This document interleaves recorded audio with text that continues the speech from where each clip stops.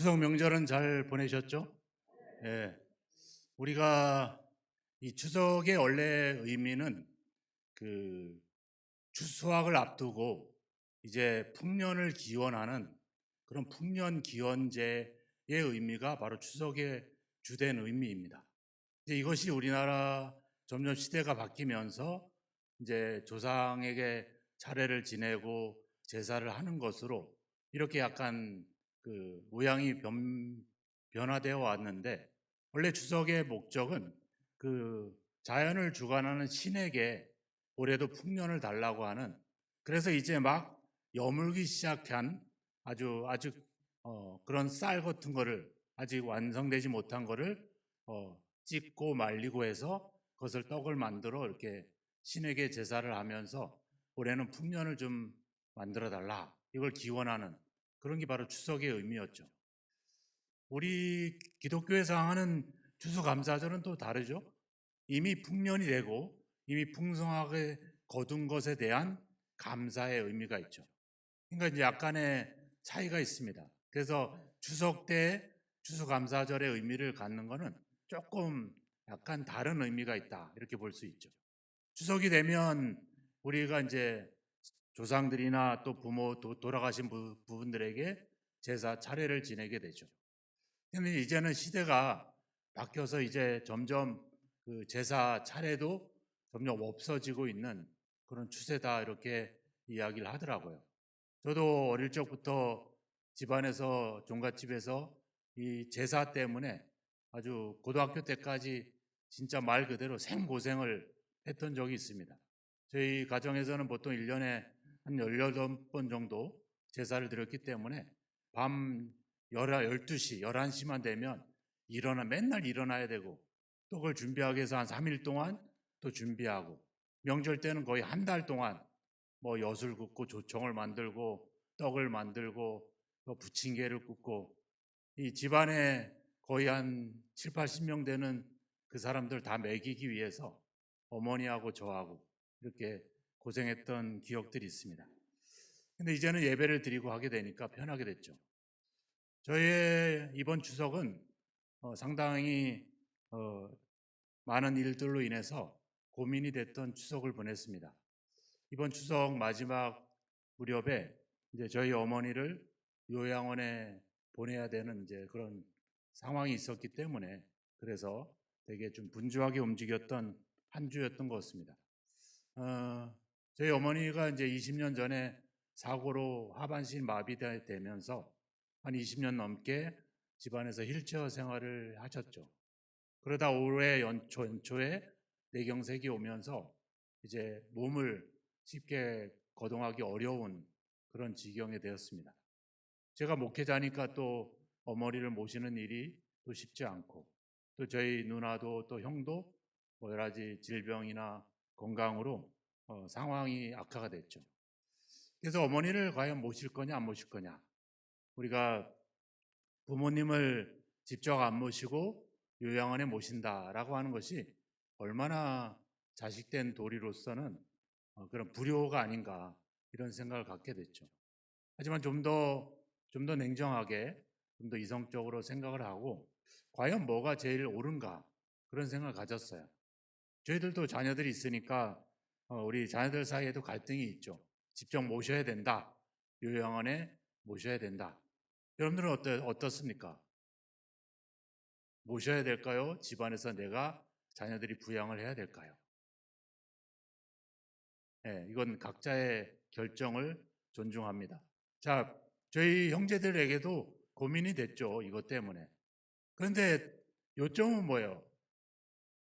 우리가 고민하는 이유는 어머니를 모심으로 인해서 내가 주변 사람들에게, 또 다른 집안 사람들, 집안 어른들한테 이상한 평을 받지 않을까, 체면과 이런 것들이 우리들 속에 자리를 잡고 있었죠.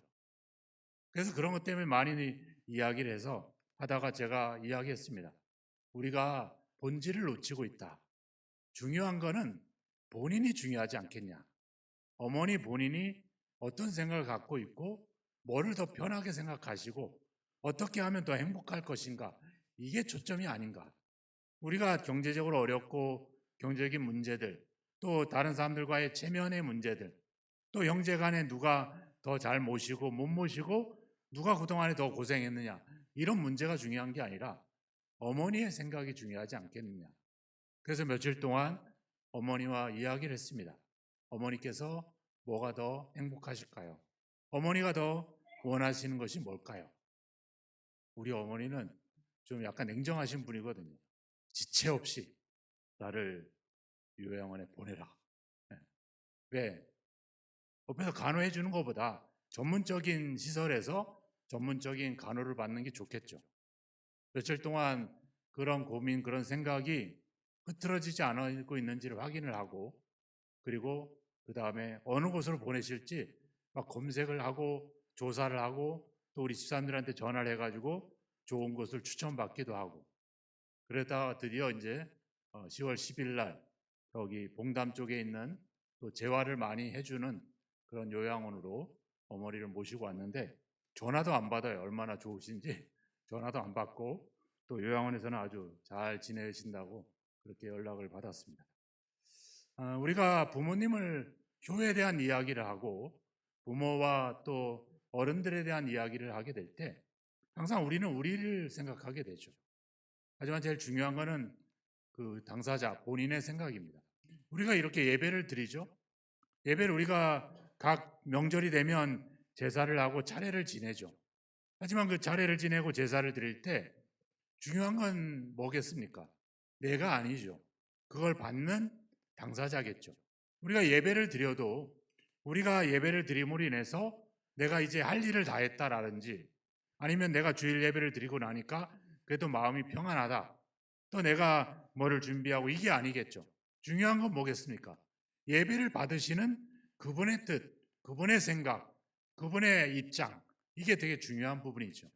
그래서 우리가 예배를 드리고 기도할 때 내 문제, 내 걱정, 내 고민이 아니라 그분이 받으실 수 있도록 그분의 생각, 그분의 뜻을 알아가는 것이 너무나도 중요합니다.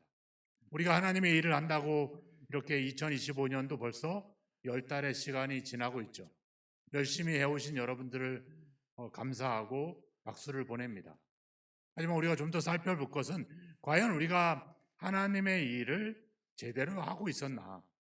하나님이 원하시는 방향으로 우리가 가고 있었는가? 이런 것들을 점검해 보는 것들이 중요하죠. 우리가 하나님의 일을 잘하려면, 하나님의 원하시는 대로 행하기 위해서 우리가 해야 될 일이 뭘까요? 그건 내가 어떻게 했느냐가 중요한 게 아니라 그분의 뜻이 뭔가, 그분이 원하시는 것이 뭔가, 이걸 우리가 아는 것이 중요하다는 것입니다. 근데 한번 설교 듣고, 한번 성경 보고, 한번 기도하는 걸로 알 수 있을까요? 전혀 알 수 없어요. 내가 같이 살고 있는 가족, 부모님도 이럴 때 다르고 저럴 때 다른데, 그걸 알려면 많은 시간들이 필요한 것처럼 우리도 하나님의 뜻을 알기 위해서는 많은 시간들, 많은 헌신들, 많은 열정들이 필요하다라고 하는 것이죠. 오늘 사도 바울은 9절에서 이렇게 말합니다. 이로써 우리도 듣던 날부터 너희를 위하여 기도한다. 3절에도 말하고 있죠. 우리가 너희를 위해서 기도한다. 뭐예요? 많은 박해와 환난과 이단들이 득실거리고 있을 때 골로새 교회는 흔들림 없이 믿음의 진보를 이루고 있었다는 거예요. 그 얘기를 사도들이 듣고 제자들이 들었을 때 얼마나 기분이 좋았겠습니까? 이 어려운 시국에 저들이 믿음을 잘 지키고 교회가 견고하게 세워져 가고 있다, 이렇게 그런 얘기를 들을 때 얼마나 기분 좋아요. 근데 그런 얘기를 듣자마자 듣던 날부터 뭐 했다는 거예요? 기도했다는 겁니다. 이게 중요하죠. 우리는 뭔가가 완성이 되고 뭔가가 이루어지면 그 기쁨과 그 영광에 도취될 때가 있어요.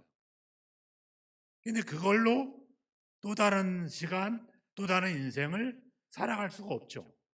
여러분들 이번 10월 달 열심히 일해서 월급을 받아요. 그 월급으로 11월, 12월, 내년, 9년 이렇게 살아갈 수 있어요? 없죠. 그때 소득을 발생이 돼야 되죠. 똑같습니다. 우리가 하나님에 대해서 알고 하나님의 일을 할 때는 경험해 온 것으로 그때 필요하지만 또 다른 시간들을 보내기 위해서는 지속적인 은혜, 지속적인 힘을 공급받아야 된다는 거죠.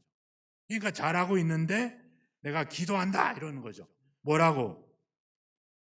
9절에 가면 채우게 하시고 10절에 가보면 잘하게 하시고 또 11절에 가보면 이르게 하시고 12절에 가보면 감사하게 하시기를 원하노라. 뭐 하고 있어요? 지금 그 믿음의 진보가 나타난 에바브라라고 하는 사람을 통해서 골로새 교회가 견고하게 세워져 가고 있지만 그것으로 충분하지 않다.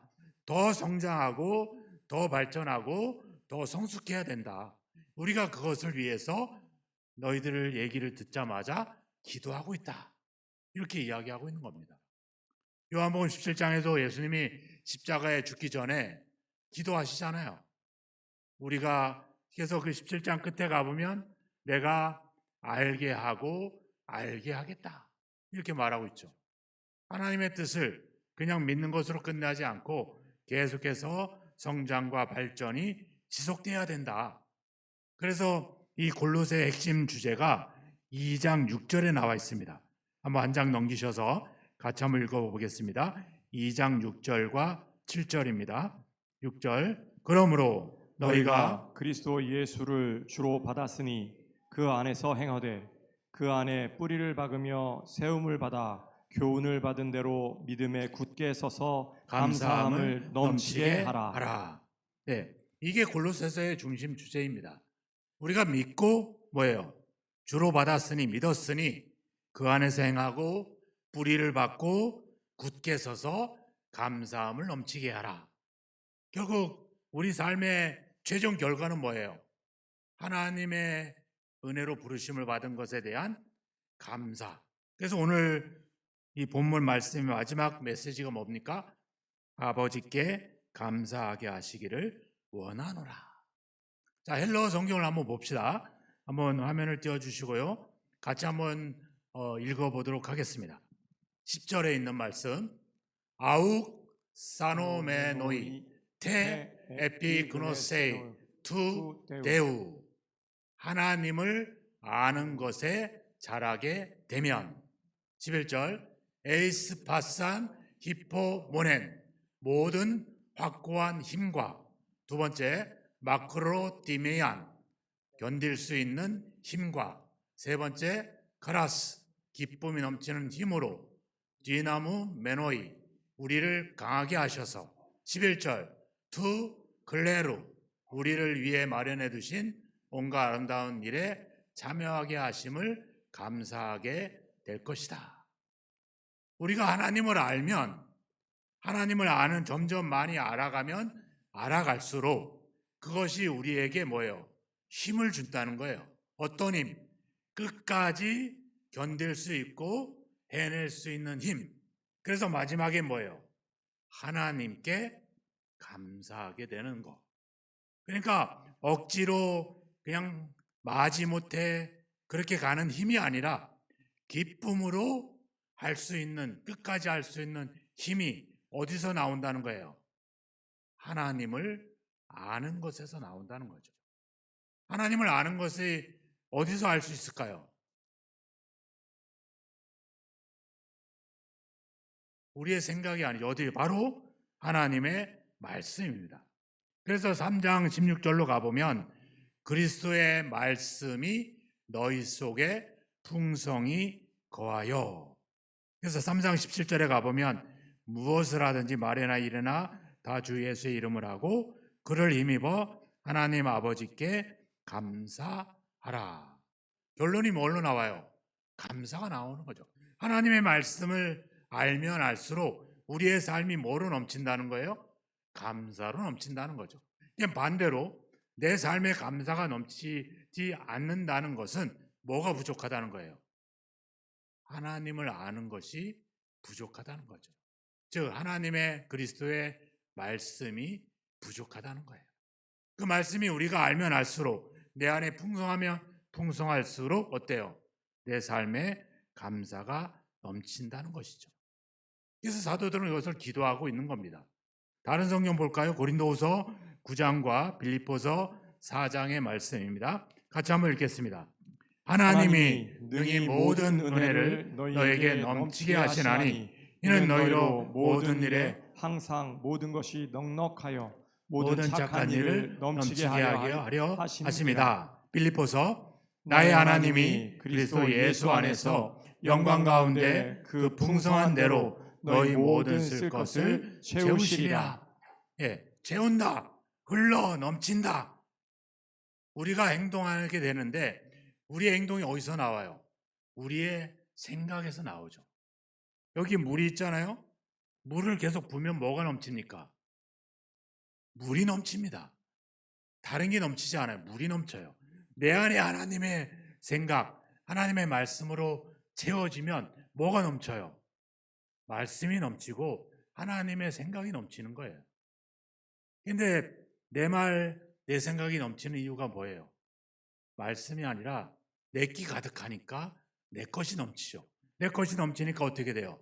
불평하게 되고 불만을 토로하게 되고 비평하게 되고 비난하게 되는 것이죠. 그래서 우리가 하나님을 아는 것에 자꾸 자라가야 된다는 것입니다. 이것이 우리에게 중요합니다. 우리 이번에 추석에 비가 많이 내렸잖아요. 비가 내려가지고 아주 집안이 아주 꾸리꾸리하더라고요. 그래서 저희도 사모하고 빨래를 다 갖다가 빨래방에 갔다가 막 계속 돌렸어요. 또 어머니 빨래하면 이불 가다가 밤늦게 밤 11시 넘도록 가서 빨래방 돌리니까 얼마나 좋아요. 근데 우리가 보기에는 쓸데없는 비 같은데 이 비가 누구한테 필요한 거예요? 곡식한테 필요한 거죠.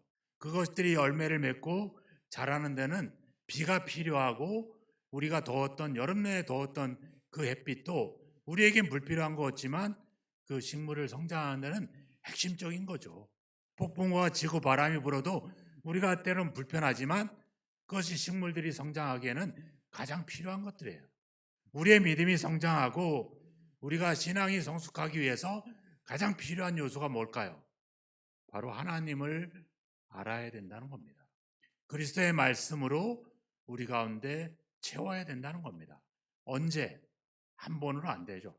반짝해서는 안 됩니다. 계속해서 지속적으로. 욥기에서 욥이 이렇게 말합니다. 지혜는 어디서 얻으며 명철이 있는 곳은 어디인고 그 길을 사람이 알지 못하나니 사람 사는 땅에서는 찾을 수가 없구나. 그 다음 23절에 가보니까 하나님이 그 길을 아시며 있는 곳을 아시나니 주를 경외함이 지혜요 악을 떠남이 명철이다. 잠언 또 전도서에도 가보면 핵심이 뭐예요? 여호와를 경외하는 것이 지식의 근본이다. 사람의 본분이다. 이렇게 말하고 있죠. 결국 하나님의 뜻을 알 수 있는 것은 뭐예요? 우리가 아니라 하나님이 주신다는 거예요. 그래서 오늘 9절에도 얘기하잖아요. 너희로 하여금 모든 신령한 지혜와 총명의 하나님의 뜻을 아는 것으로 채우게 하시고, 여기 신령한 지혜와 총명이 바로 뭐겠습니까? 바로 성령께서 주시는 하나님에 대한 지식, 그것을 말하고 있는 거예요. 우리가 설교자도 그렇습니다. 목회자도 말씀을 보지만 말씀을 보는 것으로 이게 다 이해가 될 수가 없어요. 제가 설교를 이렇게 매주 준비해서 이렇게 원고를 가지고 정리하고 주석을 보고 또 원어 성경을 보고 막 연구를 하지만 결국 그것은 내 생각, 내 지식에 머물게 되죠. 그래서 우리는 그것을 아는 것, 하나님의 뜻, 하나님의 마음, 누가 알 수 있어요? 여러분들의 마음 누가 알까요? 목회자가 알까요? 몰라요. 목사님은 내 마음도 몰라주고. 내 부인의 마음 알아요? 몰라요? 내 남편의 마음 알아요? 몰라요? 몰라요. 그 속 시커먼 건 알겠는데 뭔 생각을 하고 있는지는 몰라. 그래서 우리는 어떻게 해야 돼요? 말을 해야 돼요. 말을. 대화를 해야 됩니다. 여러분들이 뭐 기도할 거 있고 문제가 있으면 목사님한테 전화하세요. 목사님, 제가 목소리만 이렇지 몸은 쌩쌩해요. 네, 걱정하지 마세요. 아프지 않습니다. 목소리도 이제 점점 날 줄로 믿습니다. 자, 이야기해야 돼요. 말해야 돼요. 하나님도 말하잖아요. 뭘로 말해요? 성경으로 우리에게 말하잖아요. 우리도 말해야 돼요. 뭘로? 기도로 말해야죠. 통해야지 마음을 알 수 있어요.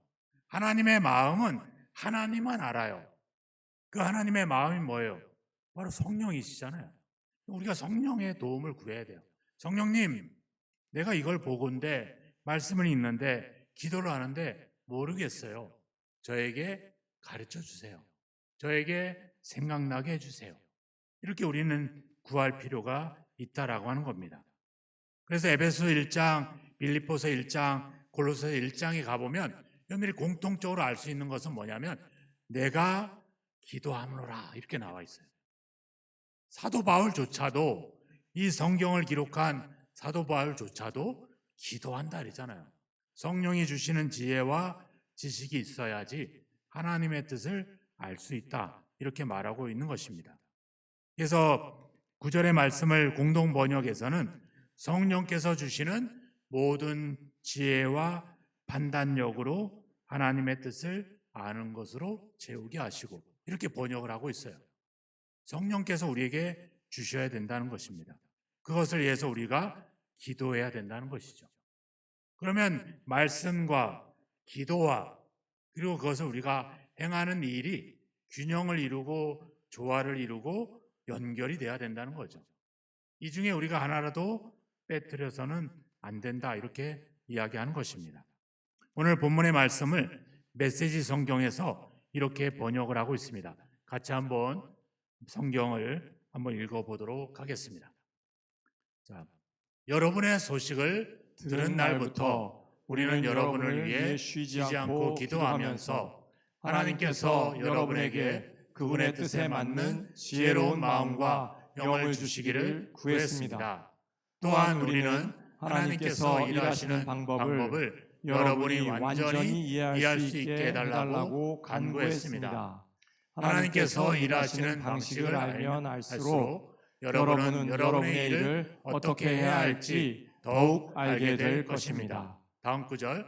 우리는 여러분이 여러분의 일을 끝까지 해낼 수 있는 힘, 이를 바득바득 갈면서 마지못해 하는 힘이 아니라 하나님이 주시는 그 영광스러운 힘을 받게 되기를 바랍니다. 그것은 견딜 수 없는 것을 견디는 힘, 기쁨이 넘쳐나는 힘, 우리를 강하게 하셔서 우리를 위해 마련해 두신 온갖 밝고 아름다운 일에 참여하게 하시는 아버지께 감사드리는 힘입니다. 네. 우리의 힘은 없어요. 우리는 잠깐 은혜 받고 체험을 하고 또 그건 뭔가를 알게 되면 잠깐 반짝해서 일할 수 있지만 지속적으로 그 힘을 발휘할 수 없습니다. 그래서 사도행전 1장에도 말하잖아요. 성령이 임하시면 뭐를 받고? 권능을 받고. 권능이 뭐예요? 힘이거든요. 힘을 받아야지 우리가 일을 할 수 있습니다. 그래서 그 힘을 받기 위해서 우리에게 필요한 게 뭐겠습니까? 바로 기도라고 하는 것이죠. 그래서 사도들이 계속 기도합니다. 기도합니다. 예수님도 습관대로 기도하셨던 이유는 바로 그 힘이 하나님으로부터 오기 때문에 그렇습니다. 그래서 제가 얘기하잖아요. 교회 일을 하고 또 주의 일을 하다가 힘이 들면 어떻게 하라고? 쉬라고. 자꾸 내 힘으로 하려고 하다 보면 무리가 생겨요. 쉬어요. 쉬면 어때요? 쉬면서 가만히 있으면 안 되겠죠? 하나님, 제가 다시 할 수 있도록 힘을 주십시오. 그럼 힘 주시면 또 일어나서 열심히 하는 거죠. 또 지치면 또 힘을 공급받고 이게 필요해요. 우리가 밥도 맨날 먹잖아요. 숨도 맨날 쉬잖아요. 열심히 일도 하잖아요. 계속. 왜요? 지속적으로 하지 않으면 우리가 일어설 수가 없죠. 하나님에 대해서 말씀에 대해서도 동일합니다. 그래서 베드로후서 3장에 가보면 베드로후서에서 베드로가 마지막 정리하면서 끝에 예수 그리스도를 아는 지식에 자라가야 됩니다. 이렇게 편지를 마무리하게 되죠. 바울도 고린도전서 3장에서 얘기했잖아요. 심는 이와 물 주는 이는 아무것도 아니지만 오직 자라게 하시는 이는 하나님이시다. 내 힘으로 하려 하지 마시고 하나님이 주시는 힘으로 하시기를 주의 이름으로 축원합니다. 그래야지 우리가 잘할 수 있습니다. 우리가 2026년 우리 신갈 그리스도 교회는 이제 억지로 시켜서 하는 교회가 아니라 자원하는, 자율적으로 움직이는 교회가 되기를 원합니다. 우리가 지금까지 여러분들도 잘해 오셨지만 이제 우리가 새로운 마음으로 좀 새롭게 하기를 원합니다. 그동안은 누가 시켜서, 목사님이 시켜서 다른 사람들 눈치 보면서 마지못해 했다면 이제 우리가 기쁨으로 해야 될 줄로 믿습니다. 그 기쁨을 할 수 있는 힘은 바로 하나님을 알아야 되는 것이죠. 말씀이 우리 가운데 풍성히 거해야 됩니다. 뿐만 아니라 그 말씀을 성령이 우리에게 가르쳐 주셔야 되는 거죠. 요한복음 16장에서 이야기했잖아요. 진리의 성령이 오시면 그가 너희를 모든 진리 가운데로 인도하실 것이고 내가 너희에게 말한 모든 것을 가르치고 생각나게 해주실 것이다. 성령이 우리 안에 오셔서 우리로 하여금 하나님의 뜻을 알 수 있도록, 하나님의 일을 더 잘할 수 있도록 기도해야 된다는 것입니다. 그래서 말씀과 기도와 또 그것을 실천하는 우리의 실천, 이 세 가지가 조화를 이룰 때 우리는 잘 해낼 수 있고 마지막에 하나님께 내가 이런 하나님의 일에, 내 영광스러운 일에 참여할 수 있게 해주셔서 감사합니다. 감사할 수가 있게 되는 것입니다. 그래서 우리는 무엇보다도 하나님을 아는 것에 자라가야 될 줄로 믿습니다. 하나님의 말씀이 우리 가운데 풍성히 거해야 될 줄로 믿습니다. 지금까지 경험한 것, 지금까지 깨달은 것, 지금까지 알고 있는 말씀의 지식에서 머물지 마시고 더 말씀이 풍성하네, 또 하나님을 더 많이 알아가면 알아갈수록 그것이 나에게 힘이 된다는 사실, 기쁨이 된다는 사실을 기억하시고 사도가 열심히 하고 있는 교회 성도들을 위해서 왜 기도했는지, 왜 기도한다고 그들에게 말하고 있는지, 예수님도 십자가에 죽기 전에 왜 우리를 위해서 기도하셨는지, 왜 저희들이 진리로 거룩함을 얻게 해달라고 예수님이 기도했는지, 기도의 이유들을 살펴보면서 우리가 말씀과 기도와 우리의 삶의 균형을 이루어서 여러분들이 지금까지 열심히 잘해 오셨지만 앞으로 더 잘하시고 또 내년은 더 풍성히 자율적으로 행하시는, 그래서 하나님의 영광스러운 일에 참여하게 된 것을 항상 감사하시는 그런 저와 여러분, 우리 교회가 되기를 주님의 이름으로 축원합니다. 기도하겠습니다. 이 시간에 기도합시다. 내가 내 힘으로, 내 생각으로, 내 경험으로, 그동안의 지식으로 해왔던 일들이 있다면 이제 하나님이 주시는 힘, 성령이 주시는 힘, 성령이 가르쳐 주시는 그 말씀, 하나님의 뜻으로 행하게 해달라고, 이제 내가 반짝하지 않고 지속적으로 견디며 기쁨으로 하나님의 영광스러운 일들을 감당하는 우리의 삶이 될 수 있게 해달라고, 우리를 도와달라고 함께 기도하는 시간을 갖겠습니다. 기도하겠습니다. 하나님 아버지 감사합니다. 하나님의 영광스러운 일에 우리를 부르시고 우리를 세우시고 또 여러 가지 일들을, 또 사역을, 또 하나님의 뜻을, 일을 맡겨주시니 감사하고 감사합니다. 지금까지도 열심히 쉬지 않고 부지런히 해왔습니다. 하지만 가끔 지치고 가끔 힘들 때도 있었습니다. 이제 하나님을 더 많이 알아가길 원합니다. 그리스도의 말씀으로 내 안에 충만히 풍성히 채우기를 원합니다. 성령이여 우리를 도와주셔서 우리 안에 있는 하나님의 말씀을 기억하게 하시고 생각나게 하시고 하나님의 뜻을 분별하게 하시고 그 뜻대로 행하게 하여 주셔서 우리가 행하는 모든 일들이 기쁨으로 넘치고 소망으로 가득하며 영광으로 풍성할 수 있도록 우리를 인도하시고 우리를 도와주시옵소서. 모든 신령한 지혜와 정명으로 하나님의 뜻에, 아버지의 뜻을 아는 것으로 우리 가운데 채우고 자라가게 하여 주셔서 마침내 우리가 하나님께 감사할 수 있는 삶을 살아갈 수 있도록 성령이 우리를 도와주시고 우리를 이끌어 주시고 우리와 함께하여 주시옵소서. 주님께서 도우실 것을 믿습니다. 채우실 것을 믿습니다. 우리의 모든 은혜를 우리에게 넘치게 하실 줄로 믿습니다. 감사합니다. 기대합니다. 하나님, 모든 신령한 지혜와 총명에 하나님의 뜻을 아는 것으로 채우게 하옵소서. 우리로 하여금 하나님을 아는 것에 점점 계속해서 지속적으로 자라게 하여 주옵소서. 예전 것으로 지금까지의 것으로 만족하고 그것으로 살아가지 않게 하시고 성령께서 주시는 또 하나님의 말씀으로 주시는 그 힘으로 끝까지 견디며 기쁨으로 감당하며 마침내 감사하는 자가 될 수 있도록 우리를 인도하시고 붙들어 주옵소서. 하나님께서 능히 모든 은혜를 우리에게 넘치게 하실 줄로 믿습니다. 하나님의 그 영광 가운데 풍성한 대로 우리의 모든 것을 채우실 것을 믿습니다. 날마다 하나님 말씀에 의지해서 기도하고 구할 때 그 힘을 주셔서 우리로 하여금 하나님의 일을 잘하게 하시고 끝까지 해나게 하시고 그 영광에 참여하고 감사할 수 있도록 우리를 인도하여 주옵소서.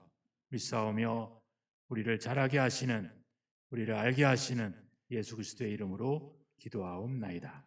아멘.